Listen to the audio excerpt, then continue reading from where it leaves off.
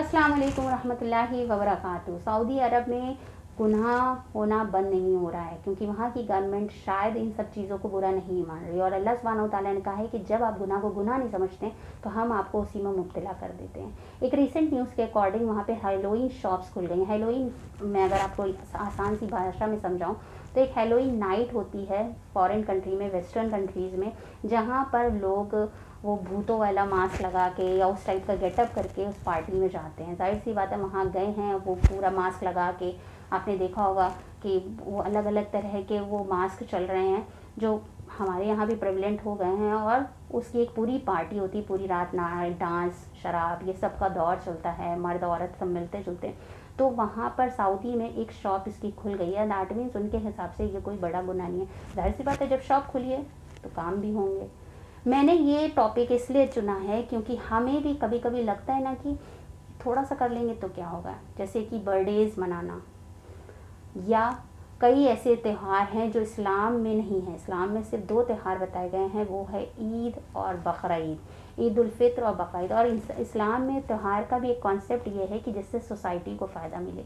ईद उल फित्र यानी कि बिना फितरा दिए हुए आपकी ईद नहीं बन सकती। आप हर गरीब के घर में चूल्हा जल जाए, इसीलिए फ़ितरे की रकम नमाज से पहले दी जाती है और हर इंसान पर वाजिब है। यानी कि अगर आपके घर में बच्चा भी पैदा हुआ तो आपको उसका फितरा देना है ताकि हर गरीब के घर में खाना बन जाए और वो गरीब के घर में कोई भूखा ना रह जाए। आपको फितरा देना है। तो एक तरह से अल्लाह सुब्हानहू व तआला ने आपको सेलिब्रेशन करने के लिए कहा है, तो इसलिए कहा है ताकि पूरी सोसाइटी उस सेलिब्रेशन में खुश हो। एक आपकी खुशी ना हो, सिर्फ अपनी नफसी दुनिया में नहीं करनी है हमें। नफसी जो दुनिया में करेगा तो उसका आखिरत में क्या अंजाम होगा, क्योंकि नबी अकरम सल्लल्लाहु अलैहि वसल्लम के लिए बहुत चौंकने वाली बात थी कि आखिरत में सब नफसी का आलम होता। हमने तो अभी से नफसी का आलम बना लिया।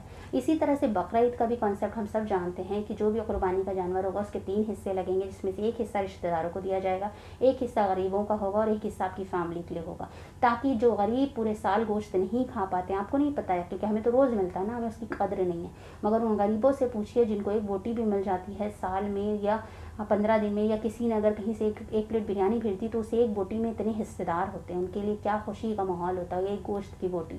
तो जब इंसान झेलता है ना, जब उस अज़ियत से निकलता है तो इंसान को पता चलता है कि उसने क्या पाया और क्या खोया। तो इस्लाम सिर्फ एक ऐसा मज़हब है जिसमें कभी भी आपको अकेले खुश होने के बजाय कभी भी तरजीह नहीं देगा, आपको हमेशा तरजीह दी गई है कि आप सबके साथ मिल बांट के खुशियाँ मनाएं। वेयर एज जब आप ये सारी चीज़ों में इन्वॉल्व होते हैं, आप अपने ऊपर तो बेपनाह खर्च करते हैं, जो कि एक तरह से देखा जाए किसी और का हक होता है जो उसके जो ज़रूरतमंद है। जैसे कि अगर हमने बर्थडे सेलिब्रेट किया तो एक तो सबसे पहले तो बर्थडेज़ वगैरह मनाना हराम है, क्योंकि नबी अकरम सल्लल्लाहु अलैहि वसल्लम ने कहा था कि करीब आने वाले वक्त में तुम भी यहूद और नसारा की तरह करोगे, यानी कि अपने पैगंबरों का बर्थडे सेलिब्रेट करोगे। जैसे कि हम सब जानते हैं 25 दिसंबर को हज़रत ईसा अलैहिस्सलाम का बर्थडे ये लोग मनाते हैं। तो हर वो काम जो यहूद नसारा करते हैं हमें उनको नहीं करना। सोचिए ना, जब मुहर्रम के रोज़े के लिए नबी अकरम सल्लल्लाहु अलैहि वसल्लम ने कह दिया कि हम तुमसे ज़्यादा मूसा अलैहिस्सलाम की मोहब्बत के मुस्तहक हैं, तो उन्होंने एक की बजाय 2 रोज़े रखने का, ताकि उनका इमिटेशन ना हो, उनके हम फॉलोअर ना बने यहूदियों के, कि वो 1 रोज़ा रखते हैं तो हम 2 रख लेंगे। तो फिर सोचिए कि कैसे अल्लाह सुब्हानहू व तआला या उनके नबी सल्लल्लाहु अलैहि वसल्लम को गवारा होगा कि उनके मना करने के बावजूद आप बर्थडे सेलिब्रेट करें। और जब नबी अकरम सल्लल्लाहु अलैहि वसल्लम ने अपना बर्थडे मनाने से मना कर दिया तो सोचिए आम लोग क्या हम उनसे ज़्यादा मतलब बड़े हो गए हैं। तो बर्थडे मनाना हराम है, यानी कि कोई भी दिन यादगार करके सालाना कोई चीज़ मनाना इस्लाम में हराम है, क्योंकि सालाना सिर्फ हम लोग के 2 त्यौहार हैं। फिर सोचिए कि अगर आप बर्थडे मना रहे हैं जिसके पास नहीं है, जिसके बाप नहीं है, जिसकी माँ नहीं है, जो अफोर्ड नहीं कर सकता है, उसके बच्चे के दिल पे क्या बीतती होगी। बर्थडे मनाने में आप लाखों लाख खर्चा करते हैं, रिश्तेदार जिनके पास नहीं है वो बेचारे कहीं से अरेंज करके गिफ्ट लाते हैं, फिर आप उस गिफ्ट को कंपेयर करते हैं, इनके घर का जोड़ा ज़्यादा अच्छा था, ये देखो कैसा सड़ा सना है, इनके घर में यही डाला देना उठा के रख दो, किसी गरीब क्या दे देंगे।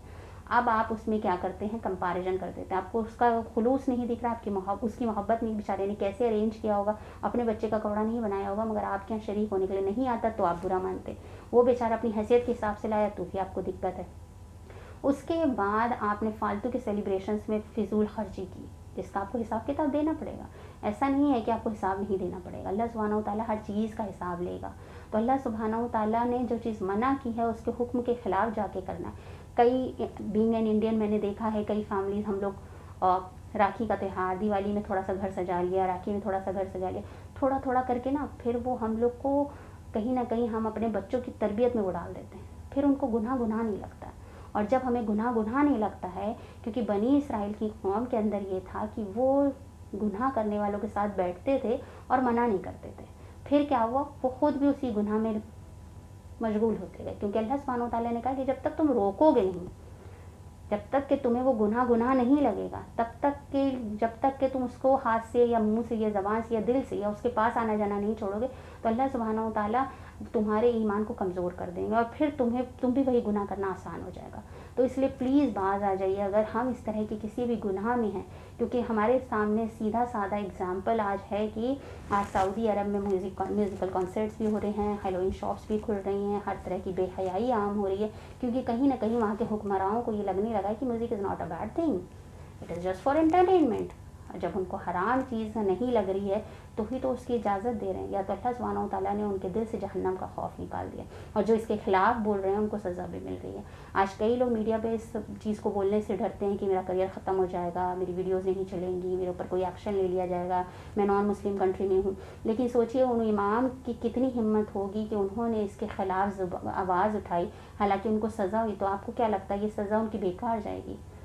अल्लाह सुब्हानहू व तआला ने उनको चुना है। अब हमारे पास शहीद होने के लिए अल्लाह सुब्हानहू व तआला ने शायद अभी हमें मौके नहीं दिए, मगर हम अगर जुल्म के ख़िलाफ़ आवाज़ उठा रहे हैं, अगर हम एक आवाज़ अल्लाह सुब्हानहू व तआला के बताए हुए तरीक़ों को, कानून को लागू करने के लिए उठा रहे हैं, तो इंशाअल्लाह उसका अजर ज़रूर मिलेगा, चाहे वो बड़े स्केल पे हो, चाहे वो छोटे स्केल पे हो।